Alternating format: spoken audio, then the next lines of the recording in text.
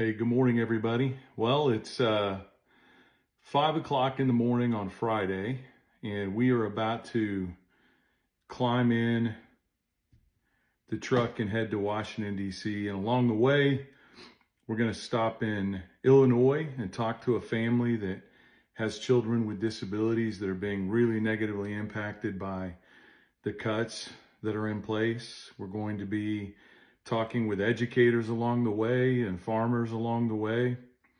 And we're going to carry all of those stories with us to Washington, D.C. to participate in this sit-in, to meet with legislators, to advocate for better health policy, to advocate for better education policy, and to advocate for better agricultural and economic policy in rural America.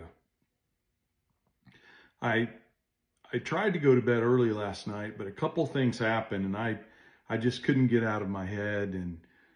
And first of all, my son came by with my grandson, my oldest grandson, and we got a chance to spend some time together and to play a little bit. And as they were leaving, I told him, I said, "Come give me a hug, buddy." And he ran across the living room and jumped up in my chair and gave me a giant hug. And, I started thinking, for months now, I've been talking with families that have children with severe disabilities. Some of you know that the Little Lobbyists are going to be participating in this event in Washington, D.C. with us. And that's a group of parents with children with severe disabilities.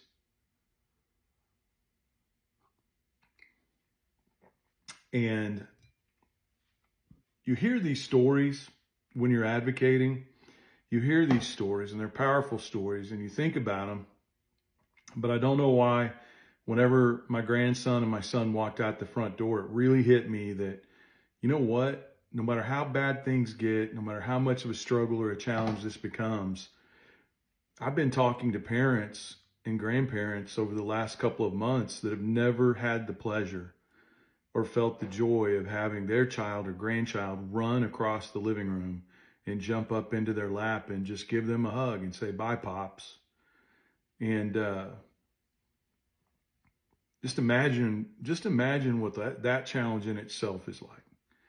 And keeping a positive attitude and a smile on your face for the child that you love. And then stack on top of that all of the financial burden that's about to come down the pipeline because of these draconian cuts to Medicaid, et cetera, that are happening across the country. And it just motivated me even more to spring out of bed this morning and get myself packed and get on the road and get to Washington, D.C., where we can make a difference and take all of these stories with us. I really, it's kind of wild. You talk to people that say, when they do advocacy work, they say, "I feel like I'm carrying these stories around with me." And you do. I do. I feel like I'm carrying these stories with me to Washington, D.C. And what's even better, we're not just taking the stories, we're taking the people behind the stories. We're taking the people behind the stories. And that's an incredible opportunity. And I'm very privileged to be able to do that.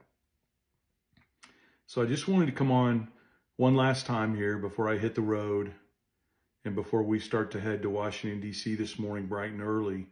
If you haven't had a chance yet to donate to Back 40 Action to help with this trip, to help us get teachers and students and farmers and ranchers and these children and elderly folks with disabilities to Washington, D.C., so that we can meet with legislators and tell their personal stories along the way. And when we get there, I'm just going to ask one more time, if you please could go to back40action.org or go to savetheheartland.org and read about what we're doing and make a donation for our trip there. And if you're a big creator, I know I don't have a right to ask, but if you could share this video with your folks and just ask people to give, I'd really, really appreciate it. We're doing this for rural America, but the policies that we're going to be advocating for impact everybody in this country that's in the same situation. So we're going to be talking to you along the way. God bless, and I hope everybody has a great day.